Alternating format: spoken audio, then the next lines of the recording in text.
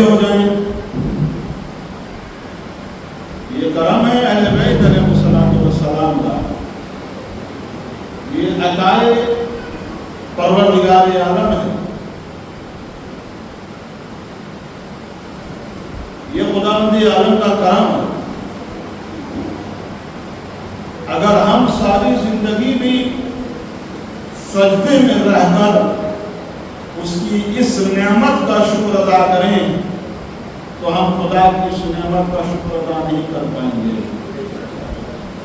کہ پروردگار نے ہمیں بلائے آل محمد علیہ السلام کا خلق کیا ہے. یہ نعمت عظمیٰ ہے, بہت بڑی نعمت ہے. اٹھتے بیٹھتے سوتے جاگتے ہمیں خدا کی اس نعمت کا شکر ادا کرتے رہنا چاہیے. شکر اس معبود کا کہ اس نے ہمیں محبت اہل بیت پر خلق کیا ہے, ہمیں علی کی ولایت پر خلق کیا ہے. عزیزان گرامی, ہمیں خدا کی نعمتوں کو اٹھتے بیٹھتے یاد کرتے رہنا چاہیے. آج میں نے آپ کی خدمت میں خطبہ جمعہ میں کہا, خداوند عالم قرآن مجید میں ارشاد فرماتا ہے فاذکرونی اذکرکم, کہ تم میرا ذکر کرو, تم مجھے یاد رکھو, میں تمہیں یاد رکھوں گا. حقیقتاً جو بندہ اپنے رب کو یاد رکھتا ہے خدا اسے کبھی فراموش نہیں کرتا ہے, اور جو بندہ اپنے رب کو بھول جاتا ہے خدا اسے بھول جاتا ہے. آج ساری پرابلم, ساری تکلیفیں, سارے جو مسائل ہیں, ان کی وجہ کیا ہے؟ ان کی وجہ یہ ہے کہ ہم اپنے خدا کو فراموش کر بیٹھے. جو اللہ سبحانہ و تعالیٰ نے ہمیں راستے بتائے تھے, ہم ان راستوں کو فراموش کر بیٹھے. ہم نے اپنے اپنے راستے بنا لیے ہیں. جو راستہ خدا نے بتایا کہ اس راستے پر چلو گے تو ہم تک پہنچو گے, اس راستے پر چلو گے تو ہمارا قرب حاصل ہو جائے گا, اس راستے پر چلو گے تو ہماری خوشنودی حاصل ہو جائے گی, اس راستے پر چلو گے ہم تم سے راضی ہو جائیں گے. بندوں نے کیا کیا؟ ہم نے اپنے اپنے راستے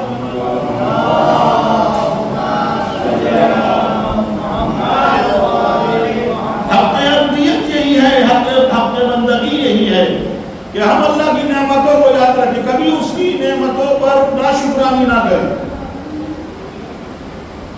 ورنہ خدا ناراض ہو جائے گا. میں نے عرض کیا تھا کہ جو خدا دینا جانتا ہے وہ خدا واپس لینا بھی جانتا ہے.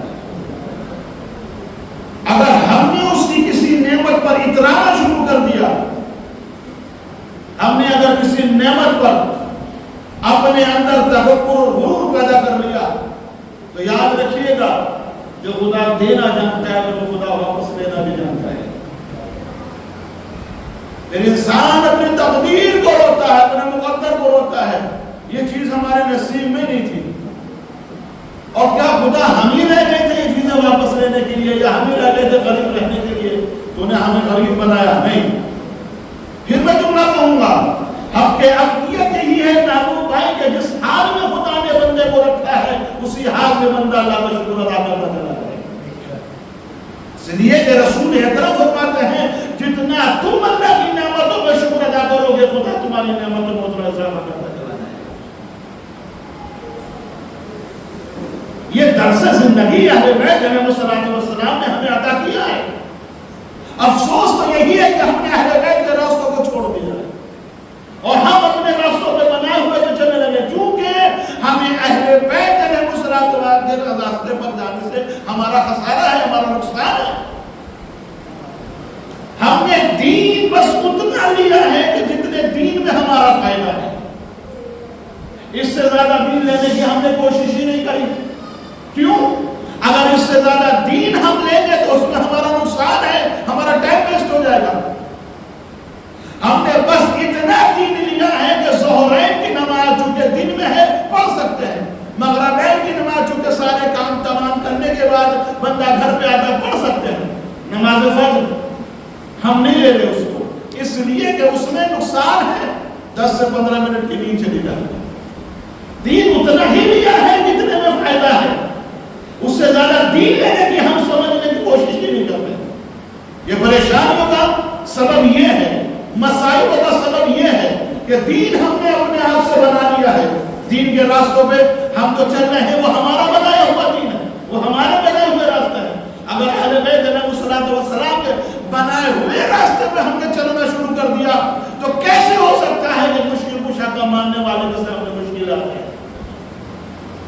ایک مشکل کشا کا ماننے والا، اس کے سامنے مشکلیں آ ہی نہیں سکتی ہیں اگر وہ اپنے مشکل کشا کے بنائے ہوئے راستے پہ چلنا شروع کر دے، اپنے سردار کے بنائے ہوئے راستے پہ چلنا شروع کر دے، اپنے آقا اور رہبر کے بنائے ہوئے راستے پہ چلنا شروع کر دے۔ نہیں، ہمیں دین پر سننا چاہیے جتنے میں۔ آذان صبح کیا یہ بھی بتانے کے لیے ضروری ہے کہ آذان صبح کیوں ہو رہی ہے؟ آذان صبح ایک اعلان ہے بندگان خدا کو بیدار کرنے اور بتانے کے لیے کہ نماز فجر کا وقت ہو گیا ہے۔ آیت اللہ بہجت اسلام، تاریخ اسلام کے اندر بہت بڑی شخصیت ہے، علم عرفان میں اپنا مقام رکھتے تھے۔ کسی بندہ خدا نے آیت اللہ بہجت سے ایک سوال کیا کہ یہ بتائیے کہ علم عرفان میں آپ نے جو یہ مقام حاصل کیا ہے، اگر ہم کوشش کرنا چاہیں تو ہمیں کیا کرنا چاہیے کہ ہم بھی اسی مرتبے سے مقام پر پہنچے؟ 7 خطوط، 7 لیٹر اس بندہ خدا نے آیت اللہ بہجت کی خدمت میں بھیجے۔ آیت اللہ بہجت نے 7 کے 7 خطوط میں، 7 کے 7 لیٹرز میں ایک ہی جواب لکھا، ایک سے زیادہ کو جواب نہیں دیا۔ 7 کے 7 لیٹر میں ایک ہی جواب۔ کیا جواب تھا؟ بندہ خدا بار بار پوچھ رہا تھا، آقا آپ نے علم عرفان میں یہ مقام حاصل کیا، میں اگر چاہوں تو مجھے کیا کرنا چاہیے کہ میں اس مقام تک پہنچوں؟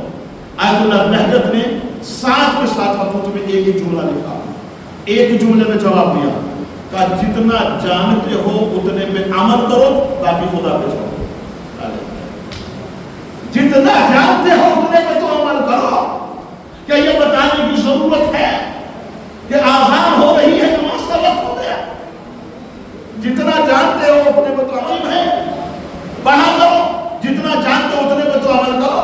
کیا یہ بتانے کی ضرورت ہے کہ والدین کی اطاعت کرنا واجب ہے؟ یہ جانتے ہو تو اس پہ عمل کرو۔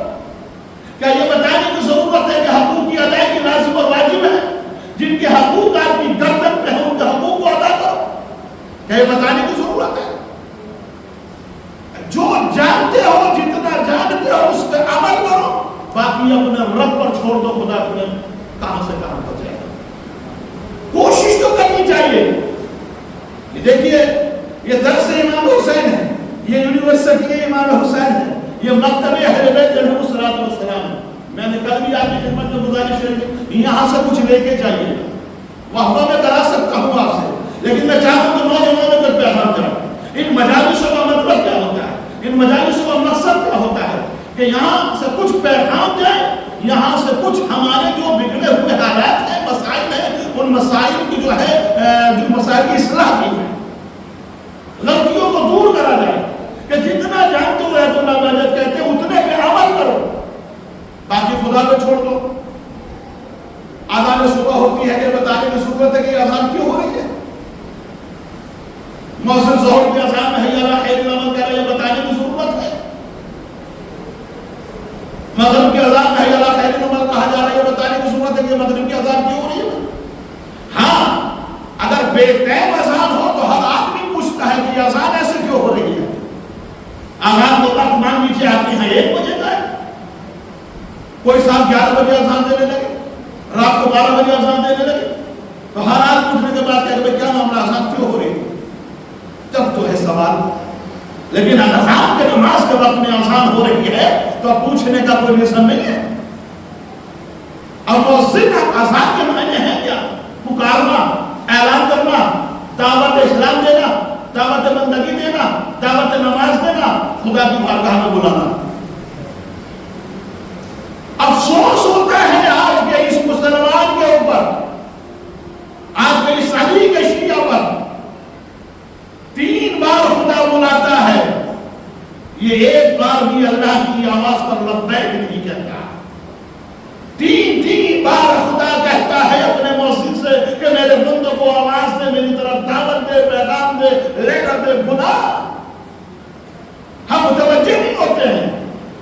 مثال دوں آپ کی خدمت میں.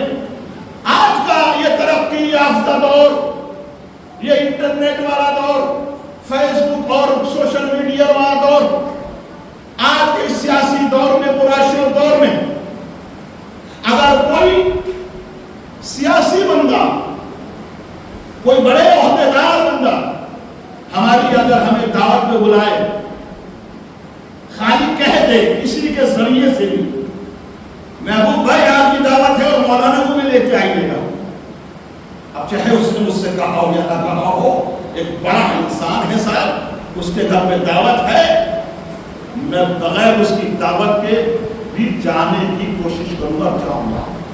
یہ ہے دنیا، یہ ہے دنیا. کیوں کہ صاحب ہمیں پال گھر کے سب سے بڑے انسان، سب سے بڑے سیاستدان کے گھر سے دعوت آئی ہے. اپنے سارے کام چھوڑ کے بتائے جائیں گے نہیں جائیں گے؟ آپ سارے کام چھوڑ کے آپ اس کی دعوت پر جائیں گے؟ یہ دنیا ہے. ایک بندے نے بلایا تو آپ اپنے سارے کام چھوڑ کے اس کی بارگاہ میں حاضر ہو گئے، ٹائم سے پہلے ہو گئے. خدا ہے کہ جو اپنے مؤذن سے 3 دفعہ آپ کو پیغام دے پا رہا ہے اور ہم متوجہ نہیں ہو رہے ہیں. حی علی خیر العمل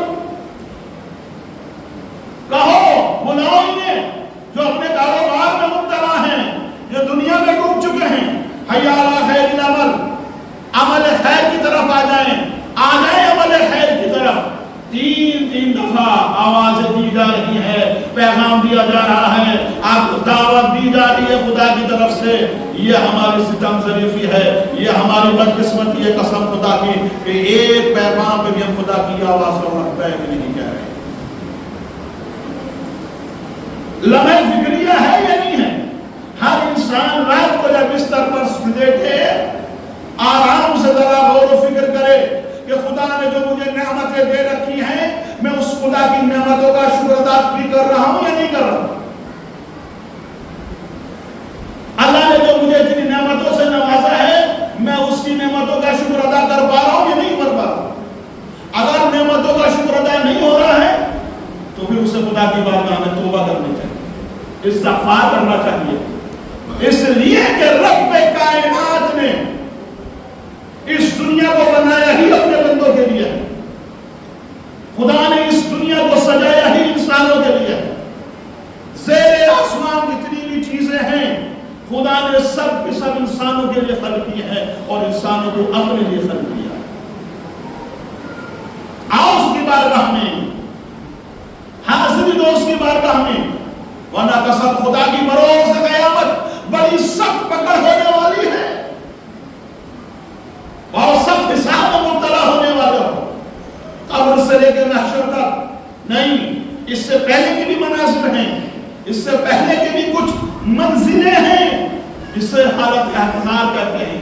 جاپنی کی حالت، جب انسان کی روح نکلتی ہے، جب وہ زندگی اور موت کے درمیان ہوتا ہے، وہ بھی ایک منظر ہے جس کے لیے بہت ساری روایتیں ہیں. نوجوانوں، اپنے اعمال سدھارو، اپنے وقت کو ضائع مت کرو قسم خدا کی. یہ جو وقت ہے کہ زندگی اور موت کے درمیان تھا، جسے حالت احتضار کہا جاتا ہے، جاپنی کی حالت کہا جاتا ہے، اس کے لیے بہت سی روایت ہیں. خدا معصومین علیہ الصلوۃ والسلام نے اس کے لیے فرمایا ہے بڑا سخت مرحلہ ہے، بڑی سخت منزل ہے، یہ بڑا سخت وقت ہوتا ہے جب انسان کی روح قبض کی جاتی ہے. ملک الموت جب انسان کی روح قبض کرنے کے لیے آتا ہے، قسم خدا کی روایتیں پڑھی میں نے، میرے رونگٹے کھڑے ہوتے چلے گئے. اگر ہم فقط اس روح قبض کرنے کے ان حالات پر یہ غور و فکر کر لیں تو ہمارے اعمال سدھر جائیں گے. برزخ تو بہت دور ہے، قبر کا عذاب تو بہت دور، محشر کا حساب تو بہت دور ہے. کسی سے ہم نہیں نمٹ سکتے، کسی کا مقابلہ نہیں کر سکتے ہیں. جب ملک الموت روح قبض کرنے کے لیے آتا ہے، کیفیت کیا ہوتی ہے، کیا منظر ہوتا ہے؟ منظر یہ ہوتا ہے کہ ایک انسان ہوتا ہے، بڑا مجبور ہوتا ہے، بڑا لاچار ہوتا ہے، بڑا بے بس ہوتا ہے. ہاتھ تو ہوتے ہیں لیکن چلا نہیں پاتا ہے، زبان تو ہوتی ہے لیکن ہلا نہیں پاتا ہے، پیر ہوتے ہیں لیکن چلا نہیں پاتا ہے، آنکھ ہوتی ہے گھما نہیں پاتا ہے، دماغ ہوتا ہے کام نہیں کرتا ہے، دل ہوتا ہے دھڑکنا بند کر دیتا ہے. کیا ہوا؟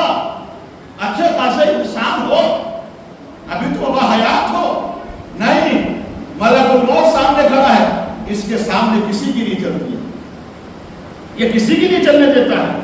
یہ حکم خدا سے آتا ہے اور ایک ہی جھٹکے میں جو ہے زندگی اور موت کے درمیان جو ہے انسان کو کھڑا کر جاتا ہے. نہیں، اس کے سامنے کسی کی نہیں چل رہی. بھائی بڑے طاقتور تھے، آپ تو بڑے دلیر تھے، آپ تو بڑے شجاع تھے، آپ محلے میں بڑے اکڑ اکڑ کے چلا کرتے تھے، اپنی آواز بلند کر کر کے محلے والوں کو ڈرایا کرتے تھے، گھر میں تو بڑے چیخا کرتے تھے بچوں کے اوپر، زوجہ کو تو بڑی بری بری باتیں اور بڑی بد کلامی کے ساتھ پیش آیا کرتے تھے. اب یہ زبان چل کیوں نہیں رہی ہے؟ اب یہ ہاتھ چل کیوں نہیں رہے ہیں؟ ہر کسی غریب اور کمزور کے گریبان میں چلے جاتے تھے، اب تمہارے ہاتھ اٹھ کیوں نہیں رہے ہیں؟ یہ تمہارے پیر ہمیشہ غلط جگہ پہ جاتے تھے، ابھی تمہارے پیر ہل کیوں نہیں رہے ہیں؟ یہ تمہارا دماغ بڑی سیاست میں چلا کرتا تھا، ہر وقت خرافات میں اپنے دماغ کو یوز کرتے تھے، اب یہ تمہارا دماغ کام کیوں نہیں کرتا؟ ملک الموت سامنے کھڑا ہے، بے بس ہو گئے. بس اتنی سی ہے زندگی، اتنی سی ہے ہماری دنیا. انسان ہوتا ہے سارے آدھے جوارا ہو، کیا تمہارے ہاتھ کاٹ لیے گئے؟ نہیں، ہاتھ ہے. کیا تمہاری زبان کاٹ لی گئی ہے؟ نہیں، زبان ہے. کیا تمہارا دل نکال لیا گیا؟ نہیں، دل ہے. تمہیں دھڑک کیوں نہیں رہا؟ اور ملک الموت سامنے کھڑا ہے، ملک الموت سامنے کھڑا ہے. اس کے سامنے اجازت نہیں ہے کہ کوئی ہاتھ ہلا سکے، کوئی زبان چلا سکے. بڑی زبان چلا کرتی تھی، اب چلائیے زبان. نہیں، بند ہو گئی وہ زبان جو چلا کرتی تھی. ہر کسی کو اوپر زبان چلایا کرتے تھے، جو دل میں آیا وہ بول دیا. ہر غریب کے گریبان میں جو ہے ہاتھ چلا جاتا تھا، ہر کمزور کو گریبان پکڑ لیا کرتے تھے. اب چلائیے ہاتھ، نہیں چل رہا ہے، مجبور ہو گیا. یہ کون ہے؟ یہ موت ہے، یہ حق ہے، یہ برحق ہے. ملک الموت ہے، خدا کا فرشتہ ہے کہ جو کسی کی نہیں چلنے دیتا. بڑے سے بڑے طاقتور کو ایک چٹکی میں ڈھیر کر جاتا ہے. ڈھیر مطلب مٹی کے ڈھیر میں تبدیل کر جاتا ہے. موت کو یاد رکھیے، موت کو فراموش مت کریے. یہ جاگونی کی حالت احتضار ہے. کیسے نپٹا جائے، کیسے اس سے بچا جائے؟ کیا حالت ہوتی ہے؟ ملک الموت سامنے کھڑا ہے، بڑا بے بس پڑا ہے، بڑا طاقتور، بڑا دلیر، بڑا شجاع کا ساتھ، فرعون جیسا، نمرود جیسا، حامان جیسا، شداد جیسا طاقتور بادشاہ ملک الموت کے سامنے چوں نہ کر سکا، ملک الموت کے سامنے اف نہ کر سکا. ایک جھٹکے میں اس کے جسم کو مٹی کے ڈھیر میں بدل دیا. کیا اوقات ہے انسان کی؟ بڑی بڑی باتیں کرنا، بڑی بڑی باتیں ہانکنا، بڑے بڑے وعدے کرنا، بڑے بڑے دعوے کرنا، یہ سب رکھے جاتے ہیں. خدا کو فراموش مت کرو، اس کی نعمتوں کو فراموش مت کرو، اس کی نعمت کو شکر ادا کرتے چلو. ہمیشہ اس کو یاد رکھو، اٹھتے بیٹھتے اس کو یاد رکھو. ایسا نہیں گرامی، ملک الموت آ گیا سامنے. اس نے آنے کے بعد کہا چلو تمہارا بلاوا آیا. کیا کر سکتا ہے؟ کیا کہہ سکتا ہے؟ رک جاؤ، ابھی ایک فلیٹ اور خریدو، ابھی رکو، ابھی مجھے پلاٹ اور لینا ہے. نہیں، رک جاؤ، ذرا پلاننگ جو تھی وہ باقی رہ گئی. چلے گی ملک موت کے ساتھ؟ مت کہو کہ ابھی مجھے زندہ رہنا ہے، مت کہو کہ ابھی مجھے اور جینا ہے. اس بھروسے پہ اپنے اعمال کو مت چھوڑو. آج کی مجلس نہیں، ہم کل چلے جائیں گے. آپ کون ہو؟ معصوم ہو، نبی ہو، امام ہو، علم خیر رکھتے ہو. خدا تمہیں کل تک کی زندگی دے گا؟ پتہ ہے تم؟ آج ہم مجلس میں نہیں جائیں گے لیکن کل شرکت، کل تک کوئی زندہ رہے. میں زندہ رہوں گا نہ رہوں، خدا کے اختیار میں. اپنے اعمال کو کل پر مت چھوڑو.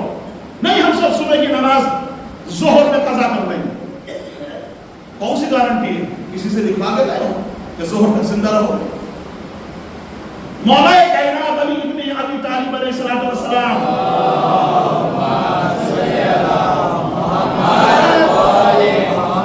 ہمارا امام فرماتے ہیں، کہتے ہیں مولا کائنات اپنی زندگی کی ہر نماز کو آخری نماز سمجھ کے پڑھا کرتے تھے.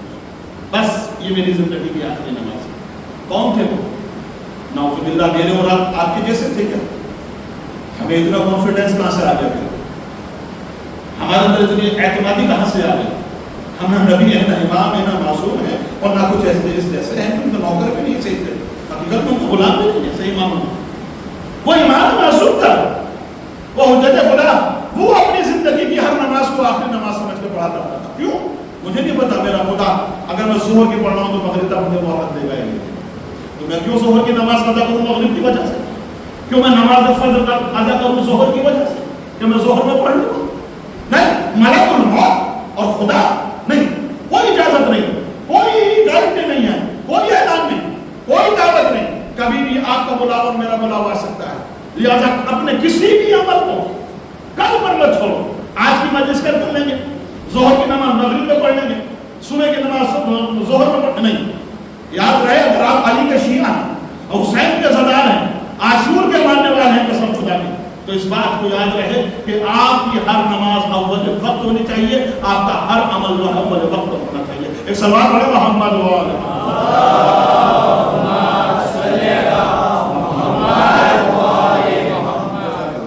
بہت ضروری ہے۔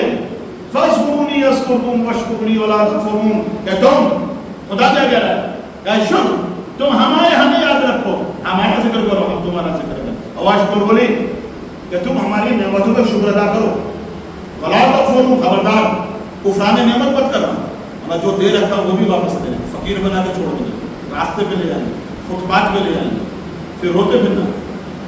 کس سے مدد مانگو؟ جس سے مدد مانگنے جاؤ گے وہ تمہارے جیسا ہوگا، ہمارے جیسا تو ہوگا۔ کہاں جاؤ گے؟ شکران نعمت کرو، کسی کے در پہ جانے کی ضرورت ہی نہیں پڑے، ہم تمہیں کسی کے در پہ نہیں جانے دیں گے۔ شکران نعمت کرو، کسی کے سامنے ہاتھ پھیلانے کی نوبت نہیں آئے، شکران نعمت کرتے ہوئے جاؤ۔ تو ضروری ہے کہ ہم ہر وقت اپنی موت کو یاد رکھیں۔ مطلب موت آ گیا کہ صاحب چلیے آپ کا بات نہیں ہے، آپ کا بلاوا گیا، صورتحال کیا ہے؟ میں عرض کر رہا تھا کہ جائے کی حالت میں ملک الموت جب روح نکالتا ہے کس طرح سے؟ اس طرح سے روح نکلتی ہے کہ جیسے ایک انسان کو کھولتے ہوئے تیل میں ڈال دیا جائے، اتنی تکلیف ہوتی ہے روح نکلنے والی۔ یہ روایات ہے قسم خدا کی۔ دوسری روایت میں جب ملک الموت روح قبض کرتا ہے تو ایسی تکلیف ہوتی ہے کہ جیسے کسی انسان کو بلند ترین پہاڑ سے نیچے پھینک دیا جائے، اس کی کیا صورت ہے؟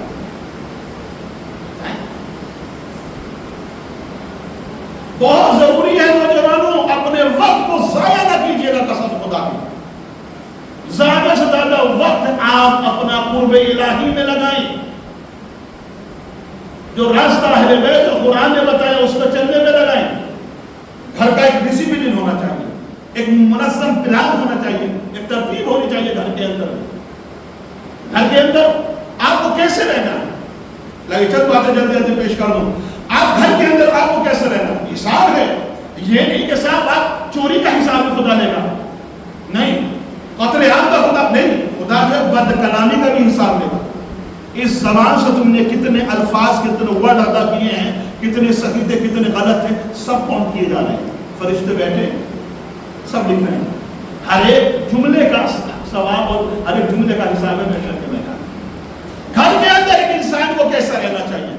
سب سے پہلا مرحلہ تو یہ ہے کہ ہم اپنے گھر سے شروع کریں کہ ہمارے گھر میں کتنا کیا ماحول ہونا چاہیے، اخلاق اہل بیت، سیرت اہل بیت، کردار اہل بیت کی نمائش ہونی چاہیے، اظہار ہونا چاہیے، ان مجلسوں کا اثر نظر آنا چاہیے، اس ذکر کا اثر آنا چاہیے، قرآن مجید کی تلاوت کا اثر آنا چاہیے۔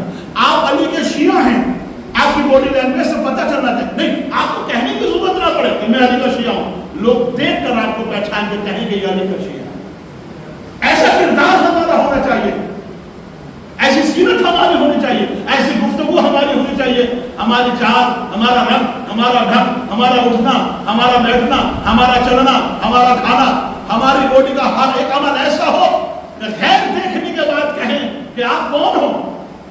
اب آپ کے یہ فخر سے سینے پہ ہاتھ مارتے کہ میں علی کا شیعہ ہوں، کہیے کہ میں علی کا شیعہ ہوں قسم خدا کی۔ لیکن یہ کب ہوگا؟ کہ جب آپ اہل بیت کی سیرت پر چلیں گے۔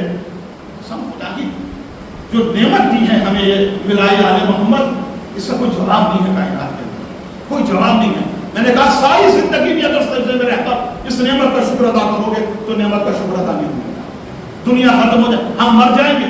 گھر کا نظام کیسا ہونا چاہیے؟ گھر کے اندر سب سے پہلی ذمہ داری ہے ماں باپ کہ دونوں کا جو انڈرسٹینڈنگ ہے وہ بہترین ہونا چاہیے، خوبصورت ہونا چاہیے، وہ سیرت اہل بیت پر ہونا چاہیے۔ کیسا ہونا چاہیے؟ وہ اس بات پر دھیان رہے ان کا کہ ہم ایک نسل کی پرورش کر رہے ہیں۔ توجہ ادھر، ہم ایک نسل کی پرورش کر رہے ہیں۔ میری ماں بہنیں بھی سن رہی ہیں، توجہ کے ساتھ سنیں۔ گھر کا ماحول، گھر کے ماحول سے ہی پتہ چلتا ہے بچوں کی تربیت کا۔ ہمارے چھٹے امام نے کیا کہا؟ کیا خوبصورت ہے جسے قسم خدا جی۔ گھر کا ماحول، یہ ذمہ داری ہے ماں باپ کی کہ ان کے اندر سیرت اہل بیت اور کردار اہل بیت پہلے ان کے اندر ہونا چاہیے۔ چھٹے امام نے کیا خوبصورت حدیث بیان فرمائی ہے کہ اگر کسی کے گھر کے ماحول کا پتہ لگانا ہو تو اس کے گھر کے بچوں سے گفتگو کرو۔ اس کے گھر کے بچے بتا دیتے ہیں کہ اس کے گھر کے اندر کا ماحول کیا ہے، ممی پاپا کے ساتھ کیسے گفتگو کرتے ہیں، پاپا ممی کے ساتھ کیسے گفتگو کرتی ہے، بچوں کے ساتھ کیسے گفتگو کی جاتی ہے۔ بچوں کے ساتھ آپ جناب سے گفتگو کریے، بیوی شوہر ماں باپ اگر ایک دوسرے سے آپ جناب سے گفتگو کرتے ہیں تو پھر بچوں سے کہنے کی ضرورت ہی نہیں پڑے گی آپ بھی آپ سے بات کریں، اس لیے کہ بچہ جو دیکھتا ہے وہ سیکھتا ہے۔ آیت اللہ خمینی رحمۃ اللہ علیہ نے کتاب لکھی ہے تربیت اولاد کے اوپر، بہت خوبصورت کتاب ہے، پڑھیے اس کو، شاید انگلش میں بھی ہو، گجراتی میں بھی ہو، تربیت اولاد کے اوپر بڑا ایک خوبصورت جملہ لکھا ہے۔ آپ فرماتے ہیں کہ بچہ اتنا بتانے سے نہیں سیکھتا ہے اتنا دیکھ کر سیکھتا ہے۔ آج کا ایک دور ہے، ماں موبائل میں بات کرتی ہے، باپ بھی موبائل میں بات کرتا ہے۔ ایک چھوٹا سا بچہ وہ دیکھتا ہے، وہ موبائل کو کہاں لگاتا ہے؟ گھٹنے پہ نہیں لگاتا ہے، سیدھا موبائل اٹھانے کے بعد وہ کان پہ رکھتا ہے۔ اسے کسی نے بتایا کیا؟ بتایا اس بچوں کو کسی نے؟ بتانے کے بعد وہ جو ہے اپنی زبان میں جو ہے بڑبڑانا شروع کر دیتا ہے، بولنا شروع کر۔ اس کو کسی نے بتایا بیٹا اس میں بات کی جاتی ہے، یہ فون ہے، یہاں کی آواز وہاں جاتی ہے، وہاں کی آواز یہاں جاتی ہے، انٹرنیٹ ہے وغیرہ وغیرہ۔ بتایا اس بچوں کو کسی نے؟ نہیں۔ تو اس بچے نے اٹھانے کے بعد موبائل کان پہ کیوں رکھا؟ اپنے گھٹنے پہ کیوں نہیں لگایا؟ اپنے سر پہ کیوں نہیں رکھا؟ بتایا کہ نہیں، بچے جو دیکھتے ہیں گھر کے اندر وہی سیکھتے ہیں۔ اب گھر کے اندر ماں باپ کیسے رہنے؟ سب سے بڑا مسئلہ یہ، ایک بیوی ہے جو اپنے شوہر کے ساتھ، ایک شوہر اپنی بیوی کے ساتھ کس طرح سے رہے؟ اگر بیوی شوہر کے درمیان بہترین رابطہ ہے گفتگو کا اور ان کے کردار میں اہل بیت کا کردار ہے، زوجہ کے اندر سیرت زہرا ہے، شوہر کے اندر سیرت امیر المومنین ہے، تو قسم خدا کی پھر بچے نمازی بھی ہوں گے، بچے سلام بھی کریں گے، بچے باخلاق بھی ہوں گے، بچے بترتیب بھی ہوں گے۔ قسم خدا کی پھر انہیں کہنے کی ضرورت نہیں پڑے گی، انہیں کہنے کی ضرورت نہیں پڑے گی کہ بیٹا گھر میں مہمان آئے ہیں سلام کرو۔ اس لیے کہ ہم نے دیکھا ہے بہت ساری جگہ پر جب ہم گھر میں جاتے ہیں، کہ بیٹا آپ نے تجربہ کیا ہوگا، ہم جب گھروں میں جاتے ہیں کسی کے یہاں دعوت ہو گئی، چھوٹے بچے آئے، باپ بچوں سے کہہ رہا ہے، باپ بچے سے کہہ رہا ہے کہ بیٹا مولانا سلام کرو، بچے نے ایسے گردن گھمائی، بیٹا سلام کرو، اس نے ایسے گردن گھمائی، بہت زیادہ کہا تو اس نے اٹھا کر اپنا کرتا منہ دبا لیا، دبانے لگا۔ کیا ہو رہا ہے؟ یہ شرمندگی ہو رہی ہے آپ کو۔ کہ کاش یہی درس آپ نے ہمارے آنے سے پہلے سے دیا ہوتا تو یہاں ہمارے سامنے کہنے کی ضرورت نہ پڑتی مولانا صاحب علیہ السلام۔ تربیت کہاں سے شروع ہوتی ہے؟ آغوش مادر سے شروع ہوتی ہے۔ تربیت بچوں کی کہاں سے شروع ہوتی ہے؟ گھر سے شروع ہوتی ہے۔ نہیں مکتب میں مولوی صاحب کے بعد بھیج دیا، مولوی صاحب ہمارے بچے کو تو کلمہ بھی یاد نہیں ہے۔ افسوس تو یہ ہوتا ہے کلمہ بھی مسجد کا مولانا یاد کرائے گا، جو ذمہ داری ماں کی ہے وہ بھی مولوی صاحب نے بتائی۔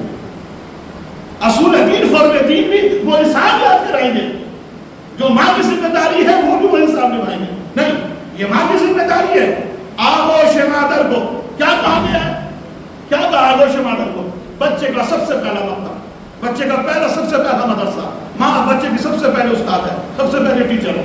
یہ ساری باتیں تو ماں کو سکھا دینی چاہیے۔ نہیں، مولوی صاحب کا سلام کیجیے، اب بچہ ادھر گھوم رہا ہے، اب کبھی ادھر گھوم رہا ہے، بہت زیادہ کیا تو اس نے دامن اٹھا کے منہ میں دبا کے چلانا شروع کر دیا۔ باپ اب خاموش، سائلنٹ، بچے نے سلام ہی نہیں کیا، کیا ہوا؟ یہ آپ کو شرمندہ بھی ہوئی نا؟ کاش اس ماحول کو آپ نے مہمان کے آنے سے پہلے بنایا ہوتا تو آپ کو مہمان کے سامنے شرمندگی نہ ہوتی۔ کہاں سیرت اہل بیت؟ کہاں جا رہی ہے مجلس؟ یہ ذکر کہاں لے جا رہا ہے؟ یہ ماتم داری ہمیں کہاں لے جا رہی ہے؟ اپنے گھروں کا ماحول منظم کریں. بچوں کی تربیت اچھی ہونی چاہیے، سیرت اہل بیت پر ہونی چاہیے. گھر کے ماحول کو نمازی بنائیے.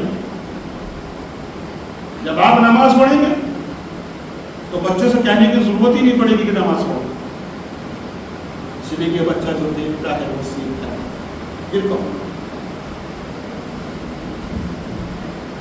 صاحب ہمارا بچہ جو ہے مجلس میں نہیں جاتا ہے، یہ ہمارا کہنا نہیں مانتا ہے. پڑھوں گا اس کے اوپر بھی بہت ساری باتیں ہیں انشاءاللہ جو میں لے کے آیا ہوں، انشاءاللہ آپ کو دے کے جاؤں. بھائی صاحب ہمارا بچہ جو مجلس میں نہیں جاتا ہے، یہ نماز میں نہیں جاتا ہے. میں کہا آپ پڑھتے ہو؟ آپ پڑھتے ہو؟ کہا ٹائم کہاں ملتا ہے. میں نے پھر آپ کو کہنے کا حق نہیں ہے، آپ کو حق نہیں. والدہ پڑھتی ہیں، آپ پڑھتی ہیں، کوئی حق نہیں. پیغمبر اسلام کی حدیث مبارکہ ہے کہ بیٹا باپ کی سیرت پر پیدا ہوتا ہے اور بیٹی ماں کی سیرت پر پیدا ہوتی ہے.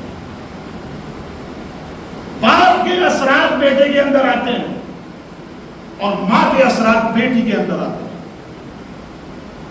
ماں اگر با پردہ ہے، با حجاب ہے، تو بیٹی سے کہنے کی ضرورت نہیں پڑے گی تم گھر سے باہر جا رہی ہو تو سر ڈھک کے جاؤ. وہ اسکارف لگا کے جائے گی، وہ پردے میں جائے گی، حجاب میں جائے گی، اس لیے کہ ماں با حجاب. ماحول گھر سے بنتا ہے، مدرسوں سے نہیں بنتا ہے. گھر کی تربیت اہل بیت کی سیرت اور ان کے کردار، ان کے اخلاق پر ہونی چاہیے، آیات الہی پر ہونی چاہیے، قرآن مجید کی روشنی میں ہونی چاہیے. نہیں میں نے مجلس پڑھ دی، اس سے بہتر کوئی ذاکر آ گیا، صاحب اس نے مجلس پڑھ دی، دو چار آپ نے نعرے لگا دیے، واہ واہ کر دی، مجلس ختم ہو گئی، کیا اثر ہوا؟ میں نے کہا نہیں، ہمیں اپنے بچوں کو امام حسین علیہ السلام کا عزادار بنانا ہے اور اپنی نسلوں کو امام زمانہ کا سپاہی بنانا ہے. اب کوشش کریں کیسے بن سکتا ہے؟ گھر کا ماحول، بیوی اور شوہر کی انڈرسٹینڈنگ بہت ضروری ہے کہ خوبصورت ہو. گھر کے اندر بیوی شوہر کو تو تڑاک سے بات کرتی ہے، شوہر بیوی کے ساتھ بدتمیزی سے بات کرتا ہے، تو پھر آپ کیسے توقع کر سکتے ہو کہ بچے بعد اب اٹھیں؟ کیسے توقع کر سکتے ہو آپ کہ میرا بچہ آپ کے نام سے بات کرے؟ نہیں کرے گا جب تک کہ آپ اپنے گھر کے ماحول کو اچھا نہیں بناؤ گے. یہ گھر کے باہر جائے گا، یہ آپ کو شرمندہ کرائے گا. اس لیے کہ اولاد ہی ہوتی ہے جو ماں باپ کا سر بلند کر دیتی ہے، یہ اولاد ہی ہوتی ہے جو ماں باپ کا سر جھکا دیتی ہے. اور اس کے ذمہ دار 100% صاحب اولاد ہوں، اس کے ذمہ دار ہم ہوتے ہیں. ہمیں ان کی تربیت پر غور و فکر کرنا ہے. جس طرح سے ایک مالی اپنے باغیچے پر نگاہ رکھتا ہے، اسی طرح سے باپ اور ایک ماں کو اپنی اولاد پر نگاہ رکھنی چاہیے. بیٹا رات کے 12 بجے تم کہاں سے آ رہے ہو؟ نہیں، یہ نہیں کہ صاحب بڑا ہو گیا ہے، سمجھدار ہے، کوئی مسئلہ نہیں ہے، رات کو 1 بجے بھی آ رہا ہے، نہ ماں سوال کرتی ہے نہ بیٹا باپ سوال کرتا ہے. ہونی چاہیے، سوال ہونا چاہیے کہ رات کو 1 بجے تم گھر میں آئے تو کہاں سے آئے، گئے تھے تو کیوں گئے تھے، اور اگر باہر تھے تو کہاں تھے. یہ آپ کی ذمہ داری ہے، یہ آپ کا حق بنتا ہے. آپ نہیں سوال کرو گے معاشرہ بگڑ جائے گا، نہیں سوال کرو گی آپ کی نسل بگڑ جائے گی. اور قیامت کے دن پیغمبر اسلام کی حدیث ہے کہ کتنے ماں باپ ایسے ہوں گے جنہیں فقط اس بات پر جہنم کی آگ میں جھونکا جائے گا کہ انہوں نے اپنی اولاد کی صحیح تربیت نہیں کی. وہ نمازی ہیں، وہ روزہ دار ہیں، وہ پرہیزگار ہوں گے، لیکن پھر بھی جہنم کی آگ میں. کیوں؟ اس لیے کہ انہوں نے اپنی اولاد کی صحیح تربیت نہیں کی.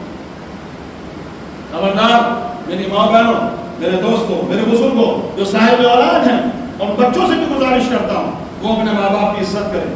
اور ماں باپ سے کہتا ہوں کہ اپنے بچوں کو اہل بیت کی تعلیم دیں، اہل بیت کا کردار اور اہل بیت کی سیرت کو نمایاں کریں گھر کے اندر، اور اپنے گھر کا ماحول اخلاقی ماحول بنائیں، اپنے گھر کا ماحول دینی اور شرعی ماحول بنائیں. کوئی بھی چیز، بچہ دسترخوان میں بیٹھا آپ فوراً اس کو ٹوکیے، آپ نے بسم اللہ کیا نہیں کی، آپ ہاتھ دھو کے بیٹھے یا نہیں بیٹھے. کھانا کھانے سے پہلے بچے سے کیا کہنا چاہیے؟ بسم اللہ الرحمن الرحیم. ہاتھ دھونا چاہیے، نہیں تو مستحب ہے، جائیے ہاتھ دھو کے آئیے. بسم اللہ کہہ کے کھانا چاہیے، اور اگر آپ نے کھانا کھا لیا تو پھر اس کے بعد کیا کہنا چاہیے؟ یہ تعلیم ماں دیتی ہے بچوں کو، یہ باپ دیتا ہے بچوں کو۔ جب اس طرح کی تعلیم دو گے قسم خدا کی، تو پھر آپ کا بچہ ناصر حسین بھی بنے گا، ناصر امام زمان بھی بنے گا۔ کھانا کھا لیا آپ نے، الحمدللہ کہیے، اور اگر آپ پانی پی رہے ہیں تو امام حسین پر صلوات پڑھیے اور ان کے قاتل پہ لعنت پڑھیے، درس دیجیے، یہ شریعت ہے، یہ تعلیم آل محمد ہے، یہ اپنے بچوں کو سکھائیے، اور یہی ہمیں فرش عطا دیتا بھی ہے۔ اور میں یہ باتیں ابتدائی مجلس میں آپ پڑھ کے جاؤں گا انشاءاللہ، چاہے آپ کتنی پسند کریں کتنی نہ پسند کریں، لیکن میرے خدا کو پسند آنی چاہیے۔ ایک صلوات پڑھ دیں محمد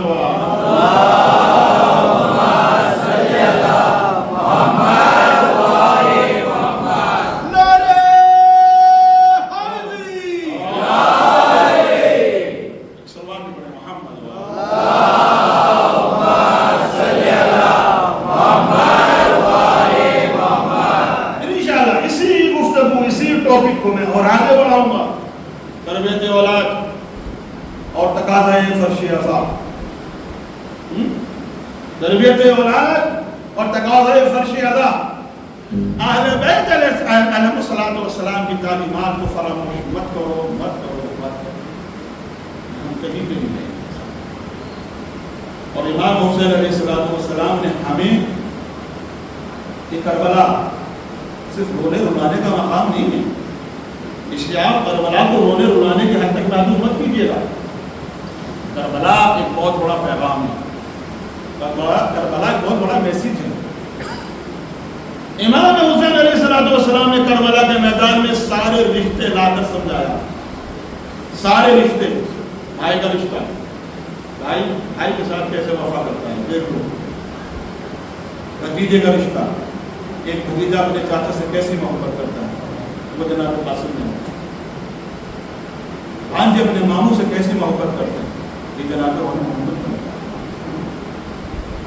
ایک بیٹا اپنے باپ سے کیسی محبت کرتا ہے، یہ جناب جناب ایک بہن اپنے بھائی سے کیسی محبت کرتی ہے، یہ جناب سینب بنا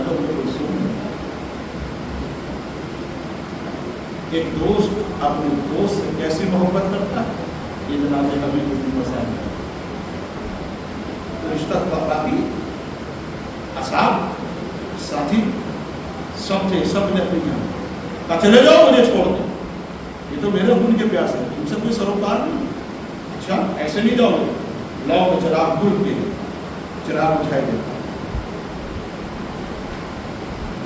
چاہو تو عباس کا ہاتھ پکڑ کے چلے جاؤ، میرے نیت پر کا ہاتھ پکڑ کے چراغ دھل ہوا، اب جو روشن کیا گیا منظر تو کچھ اور، منظر بدل چکا ہے، ابھی تک بیٹھے ہوئے تھے اصحاب و انصار، اب سب کی تلواریں میان سے باہر ہیں اور گلوں پہ رکھی ہوئی، بس حکم کرے فرزند رسول، 70 مرتبہ دی، 70,000 مرتبہ دی، اگر قتل ہو جاؤں، قتل کر کے جلا دیا جاؤں، اور اس کی راکھ بنا کر اڑا دیا جاؤں، پھر زندہ کیا جاؤں، فرزند رسول آپ کو چھوڑ کر نہیں ہوگا۔ ایسے ایسے تھے، کیا تھا یہ انشاءاللہ بیان کروں گا، ہسٹری بیان کروں گا آپ کے سامنے، فضائل مولا علی بھی بیان کروں گا، بہت کچھ انشاءاللہ میں آپ کی خدمت میں پیش کروں گا۔ ایسے ایسے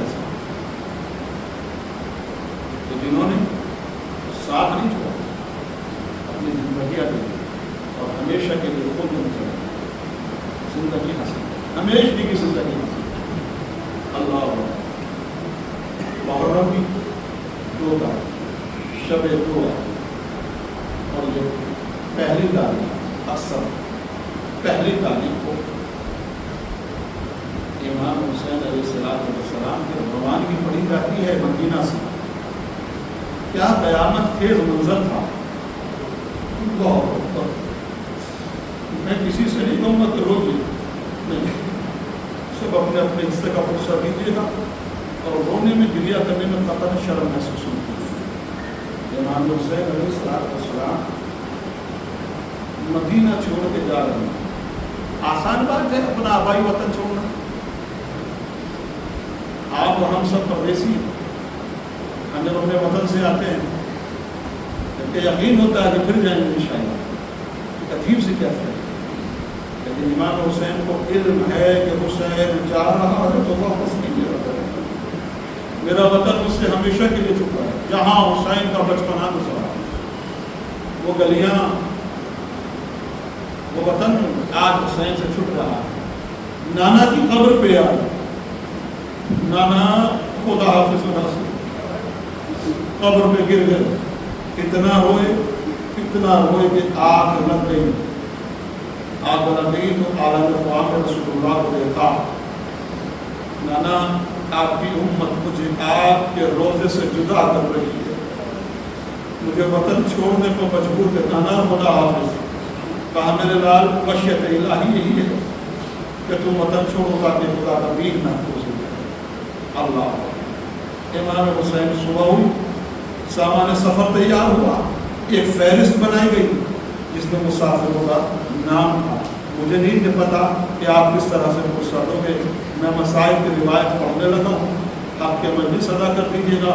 جناب زہرا رومال لے کے آ گئی ہیں, آپ کے آنسوؤں کو رومال زہرا نے اپنے رومال میں جمع کرتی ہیں, ایک ایک آنسو لیتی ہیں اور کہتی ہیں اے میرے حسین کے عزاداروں تمہارا شکریہ, تمہارا شکریہ. یہ تمہارے آنسو میرے حسین کے زخموں کا مرہم ہے. تمہارے آنسو میرے حسین کے زخموں کا مرہم بنتے ہیں. میں شکر گزار ہوں تمہاری. آئیے جناب زہرا کو دوسرے آنسوؤں کے ذریعے سے, اب ذکر مولا کے ذریعے سے, اب آنسوؤں کے ذریعے سے آئیے. امام حسین علیہ السلام نے سامان سفر دیا. عباس بس ہمیں سفر کرنا, قافلہ یہاں سے کوچ کرنا, عراق بھی جانا. اللہ شان گرامی, عبداللہ ابن سنان کوفی کہتا ہے کہ میں کوفے سے آیا ہوا تھا مدینے میں. مجھے علم ہوا, مجھے پتا چلا کہ آج فرزند زہرا فرزند رسول جانے مدینہ چھوڑ رہا ہوں. تو میں محلہ بنی ہاشم میں آیا, اور محلہ بنی ہاشم میں آنے کے بعد کہا دیکھو تو صحیح کہ جانے مدینہ کیسے مدینہ چھوڑ رہے. میں نے دیکھا کہ محلہ بنی ہاشم میں ایک ہجوم ہے, مجمع جمع ہوا ہے. فرزند رسول ایک مسند پر بیٹھے ہوئے ہیں. ایک نوجوان ہے جو داہنی سائڈ کھڑا ہے, بڑا خوبصورت, جو بار بار کان میں کچھ کہتا ہے, پھر قریب آ کے بیٹھ جاتا ہے, پھر کچھ کہتا ہے, پھر قریب آ کے بیٹھ جاتا ہے. میں نے مدینے والوں سے سوال کیا, مدینے والوں یہ جو نوجوان ہے خوبصورت سا, یہ کون ہے؟ کہا اسے شبیہ پیغمبر کہتے ہیں, اس کا نام علی اکبر. میں نے دیکھا کہ ایک نوجوان ہے جو مشکیزیں ناکوں پہ لگا رہے ہیں, جو اونٹوں پہ مشکیزیں, پانی کی مشکیزیں بھر بھر کر. میں نے یہ نوجوان کون ہے؟ کہا اسے قمر بنی ہاشم, اسے ابو الفضل عباس, اسے عباس کہتے ہیں. اچھا یہ جو دو بچے کھڑے ہیں خوبصورت سے, یہ کون ہے؟ کہا کہ انہیں کون محمد کہا جاتا ہے, اس کا نام قاسم ہے. اللہ اکبر, تعارف ہو گیا. بس ابھی میں گفتگو کر ہی رہا تھا کہ ایک منادی کی ندا آئی, آواز آئی, مدینے والا خبردار, ہوشیار ہو جاؤ, ام رباب آ رہی ہے سوار ہونے کے لیے. اللہ اکبر. حسین نے, مجھے نہیں پتا آپ کیسے گر جاتے لیکن کیسے فرصت دیں. امام حسین نے کہا, اللہ حسین نے کہا قاسم آگے بڑھو اور رباب کو سوار کراؤ. اللہ اکبر. پھر آواز آئی کہ ام فروا رہی ہیں, ام فروا رہی ہیں. ایک مرتبہ حسین نے کہا قاسم اپنی ماں کو سوار کراؤ. آواز آئی کہ ام لیلا آ رہی ہے. اللہ اکبر. آواز آئی علی اکبر آگے بڑھو, اپنی ماں کو ہماری پہ سوار کراؤ. آواز آئی کہ ام کلثوم آ رہی ہے. عباس میرے بھائی آگے بڑھو, اپنی بہن کو سوار کراؤ. جملہ تو اب قیامت خیز آ رہا ہے, ہاتھ مار کے ہار کر کے روئیے گا قسم خدا کی.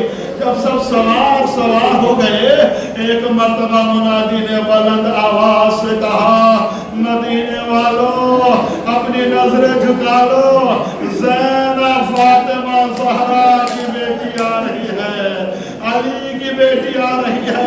حسین نے ایک مرتبہ کہا, مرتبہ محمد آگے بڑھو, اپنی ماں کو سوار کراؤ. ایک مرتبہ زینب رک गई और रुक कर कहती है भैया आज ना मुझे मोहम्मद सवार कराएंगे, भैया ना आज मुझे अली अकबर सवार कराएंगे, भैया ना आज मुझे सवार। हुसैन मसरत से खड़े हुए ताकि खुद अपनी बहन को सवार कराए।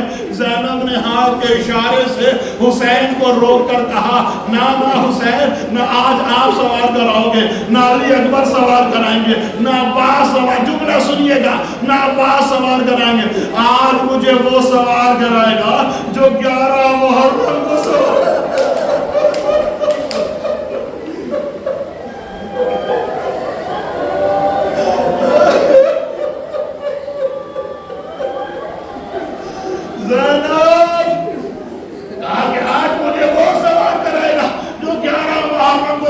हुसैन का सर झुक गया, हाय रे क्या गरीबी है। हुसैन का सर झुका, अब्बास का सर झुक गया, अली अकबर पीछे हटे और मोहम्मद के बढ़ते हुए कदम रुक गए। एक मर्तबा हुसैन ने कहा सैयद सज्जाद, तेरे बेटा सैयद सज्जाद आगे बढ़ो, तुम्हें अपनी फूफी को 11 मुहर्रम को सवार कराना है, आज भी तुम सवार करो।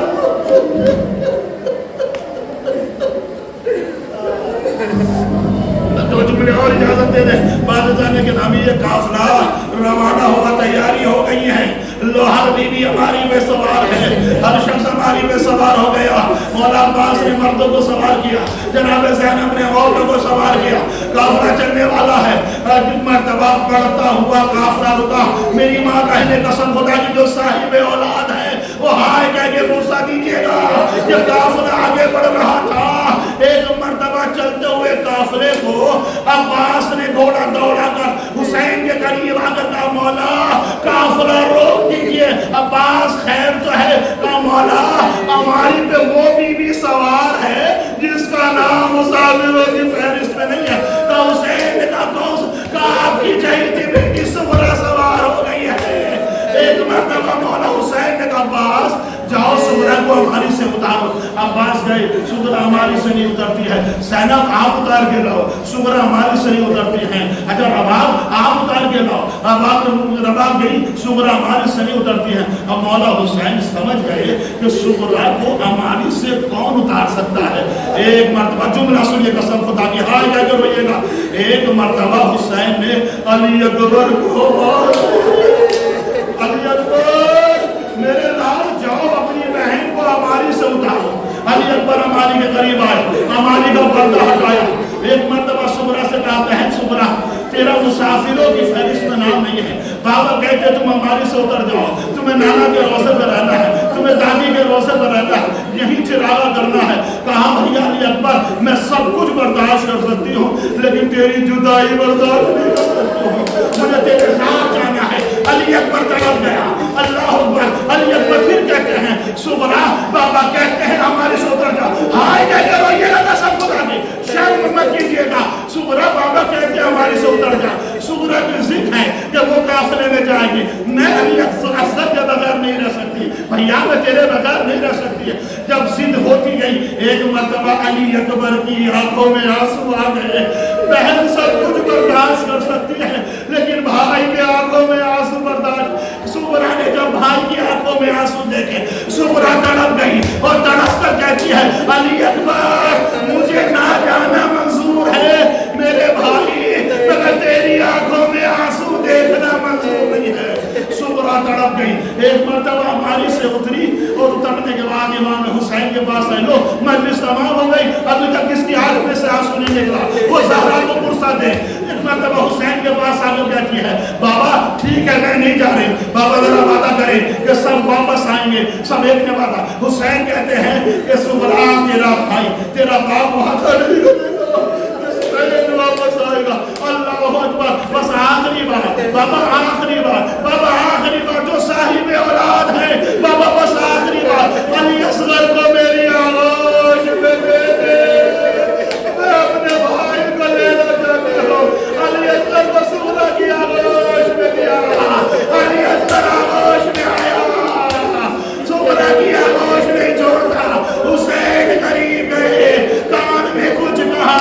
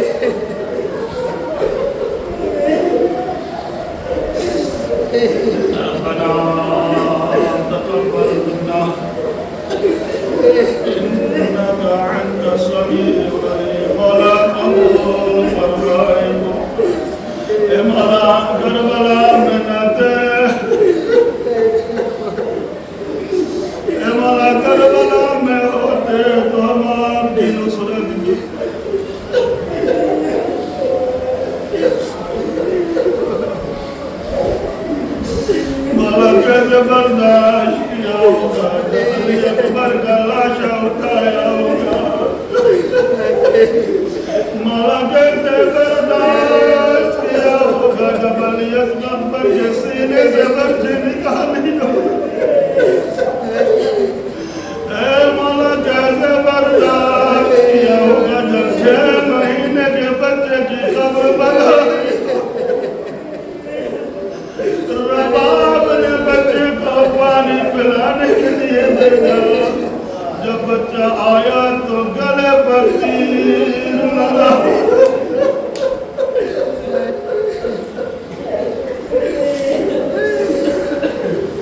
اللهم اغفر للمؤمنين والمؤمنات والمسلمين والمسلمات الأحياء منهم والأموات واجعل بيننا وبينهم بالخيرات إنك مجيب الدعوات إنك على كل شيء قدير ربنا تقبل منا إنك أنت السميع العليم.